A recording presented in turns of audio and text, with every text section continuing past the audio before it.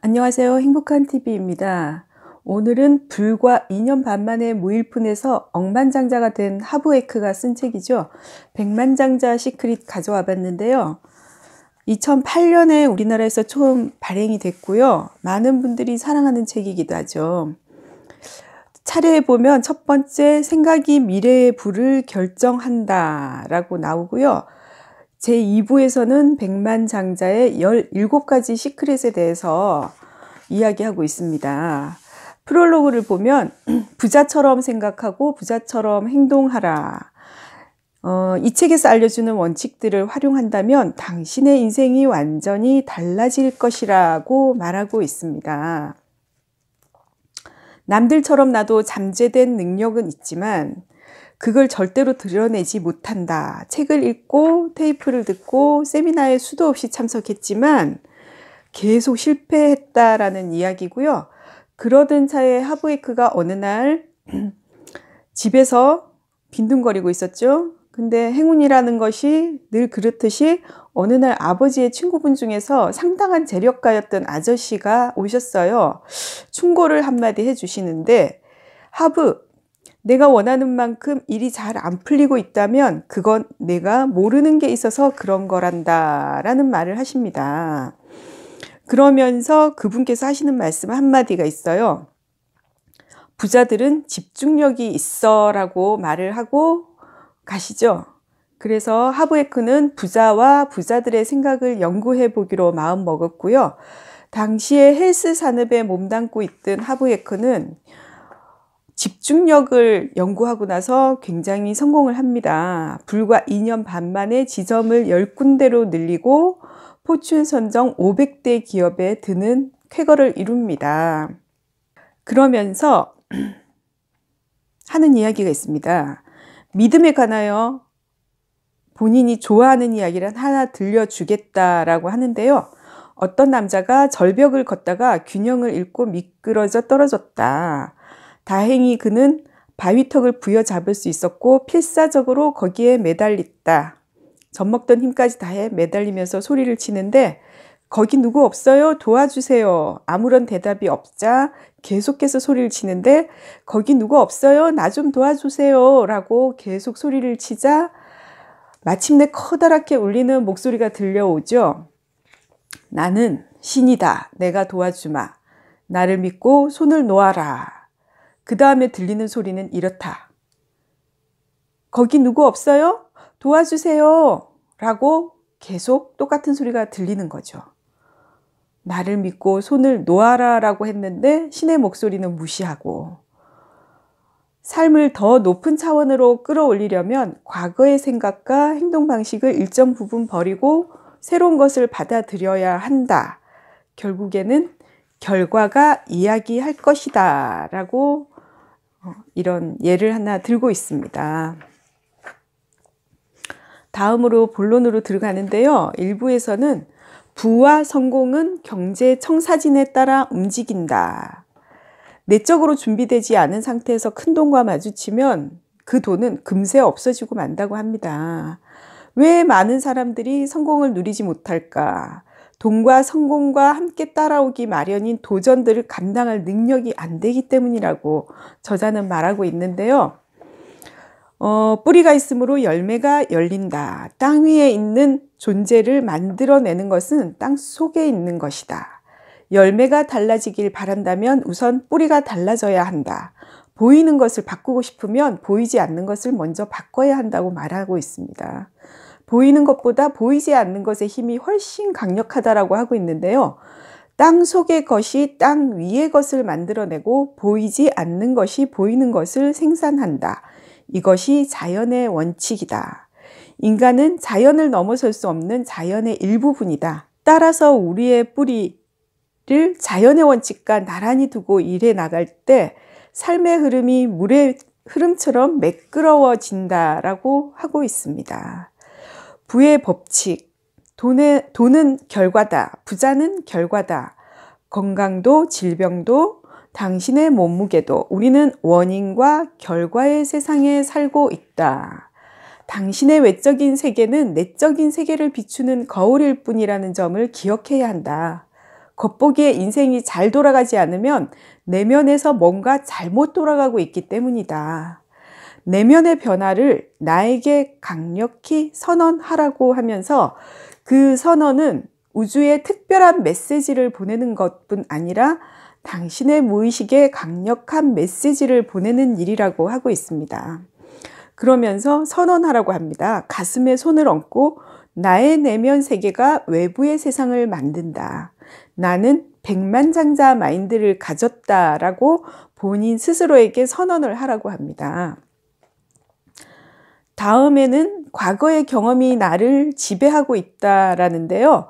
돈에 대한 당신의 생각이 당신의 경제적인 미래를 결정한다라고 하고 있습니다.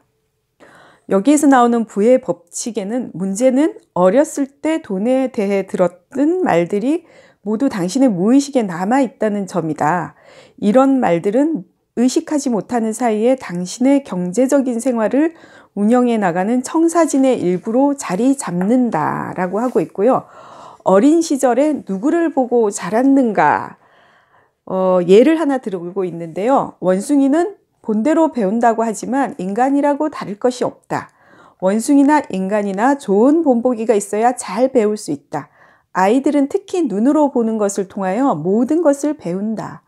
인정하기 싫겠지만 부전자전, 사과는 제 나무에서 가까운 곳에 떨어진다.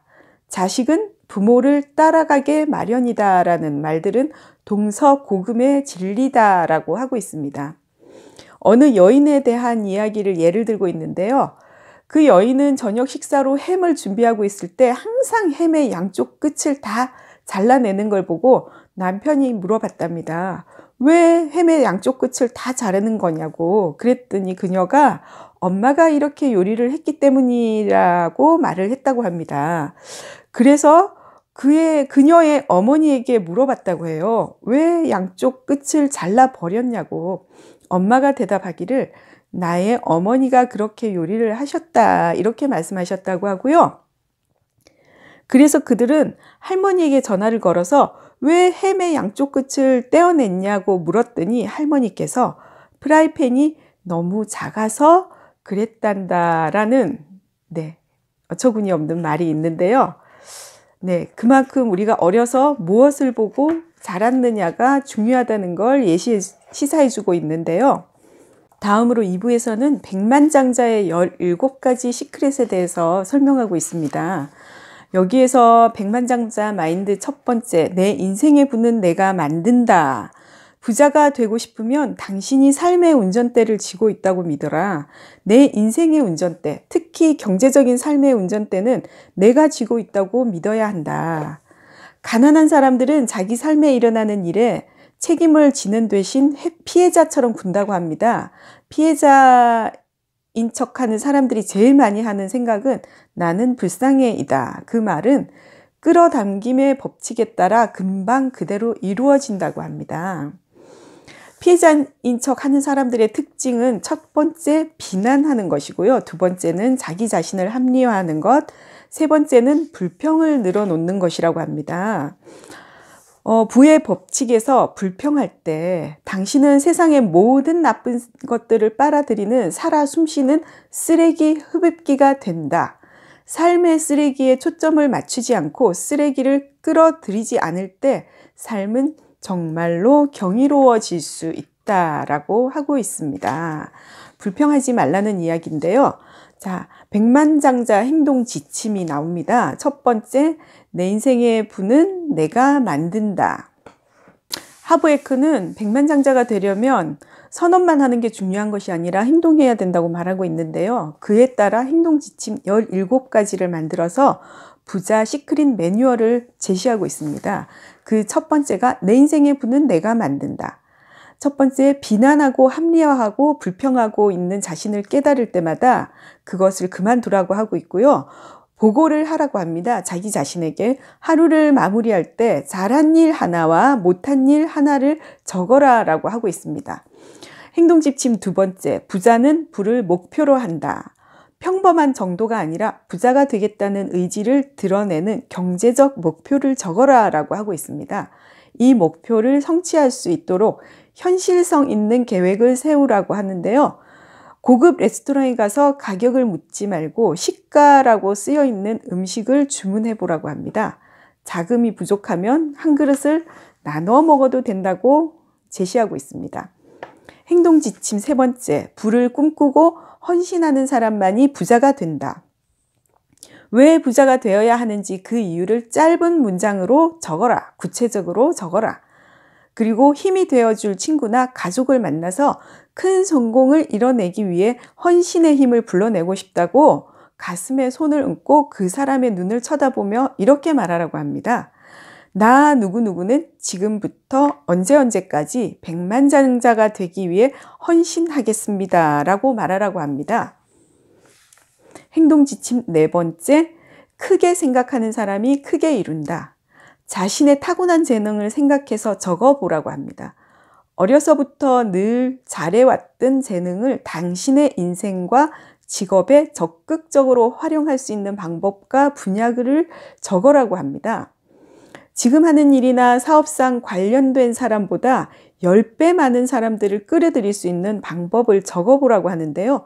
그 방법을 다른 사람들과 상의하고 최소한 3가지 전략을 짜서 지렛대 원리도 생각해 보라고 합니다. 백만장자 행동 지침 5번째, 행동하는 것이 행동하지 않는 것보다 낫다. 당신이 시작하고 싶은 프로젝트나 상황을 생각하라. 기다리는 건 잊어버리고 지금 있는 곳에서 지금 가지고 있는 것으로 지금 당장 시작하라. 낙관적인 자세를 연습하고 갖지 못한 것 말고 갖고 있는 것을 생각하라. 당신 삶에 감사할 일을 10가지 적어서 큰 소리로 읽어보라고 합니다.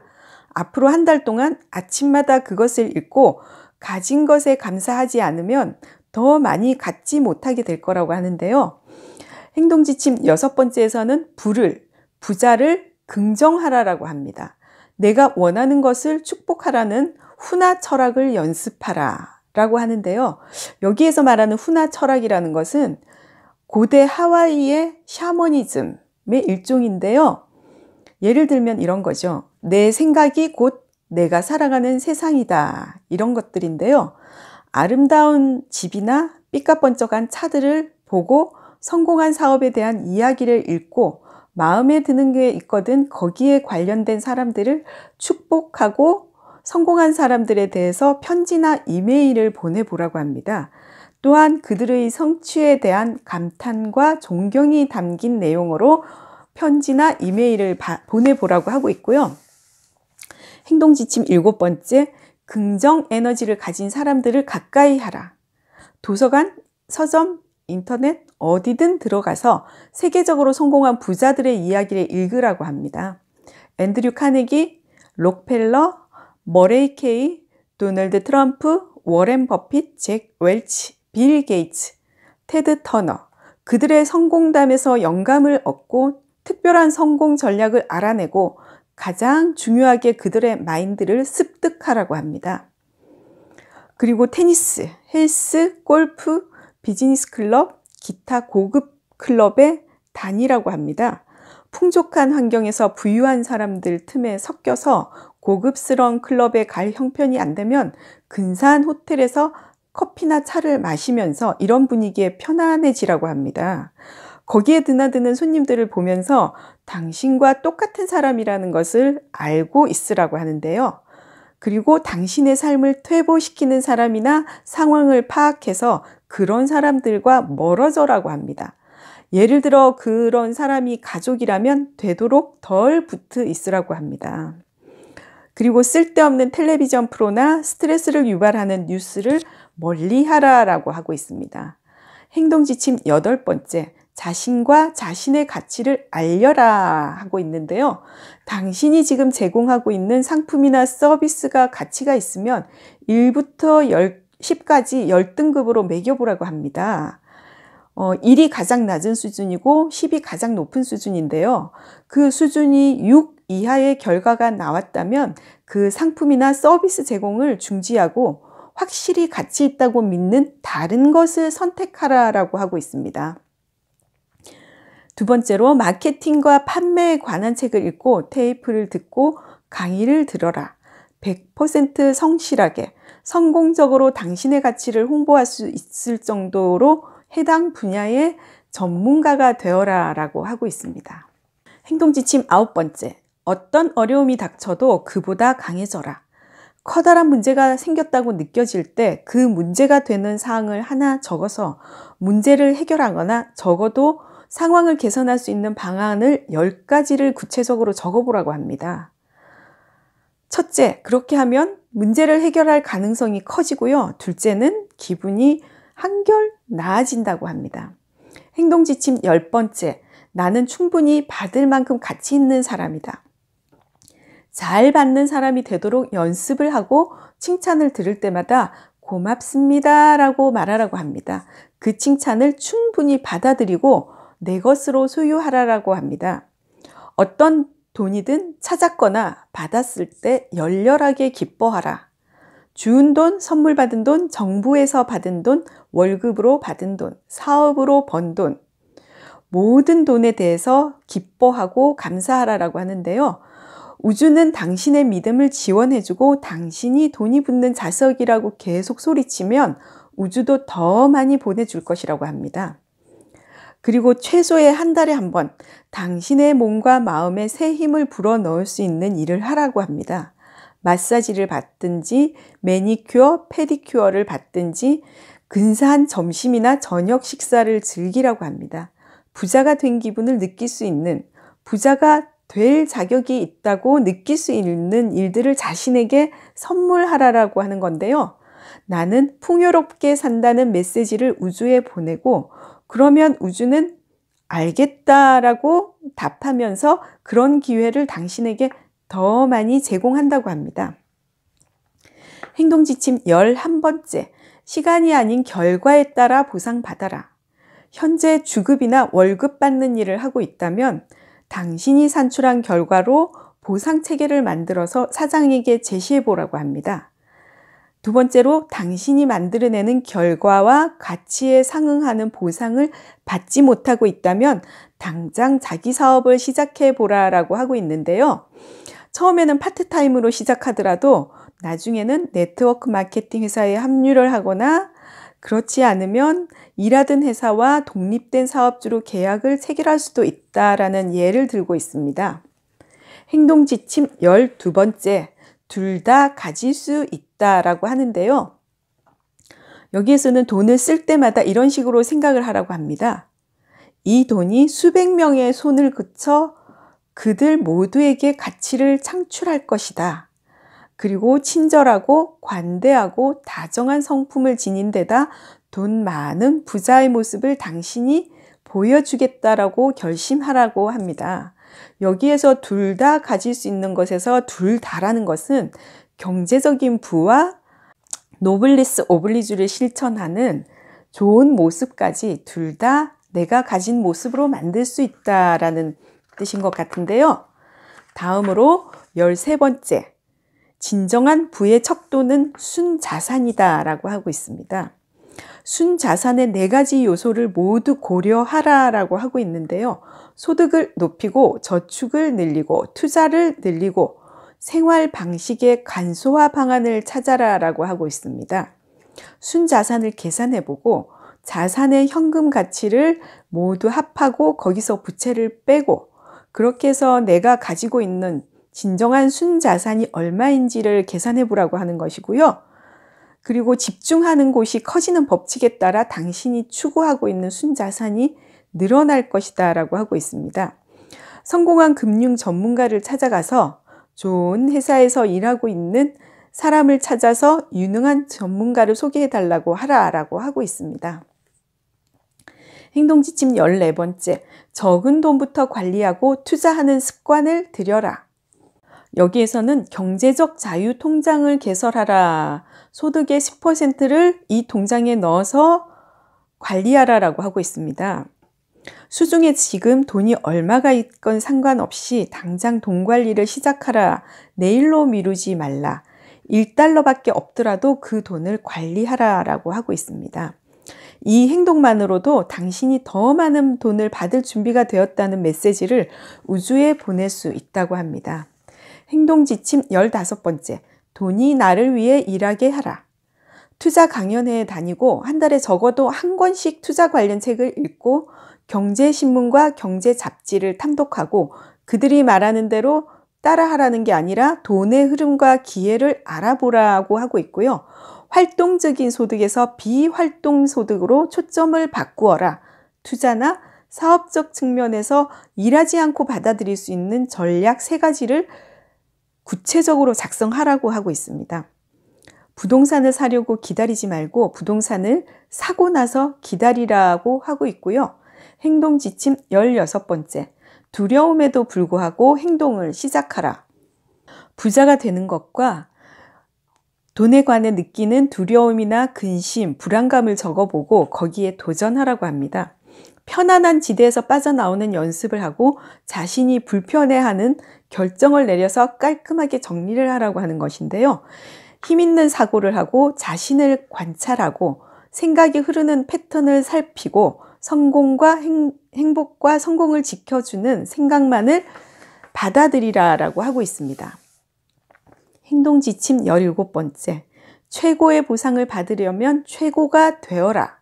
성장하기 위해서 노력하고 적어도 한 달에 한 권의 책을 읽고 돈, 사업, 자기개발에 관한 테이프를 듣거나 세미나에 참가해서 당신의 지식과 자신감과 성공이 날아오르게 하라고 하고 있습니다. 조언해줄 전문가를 구하는 것도 좋은 방법이고요. 백만장자 마인드 세미나에 등록해서 세미나를 계기로 수백만 명의 삶이 달라지는 그런 경험을 하면서 당신의 삶도 달라질 것이다 라고 하면서 백만장자 시크릿 매뉴얼을 제시하고 있습니다. 하버에크는 에필로그에서 마지막으로 꼭 알아야 할 점이 있다고 강조하고 있는데요. 이런 변화는 당신에게만이 아니라 전 세계에 영향을 미친다. 세상은 사람들이 만들어내는 생각에 불과하다. 우리 개개인의 의식이 높아질 때 세상의 의식도 높아진다.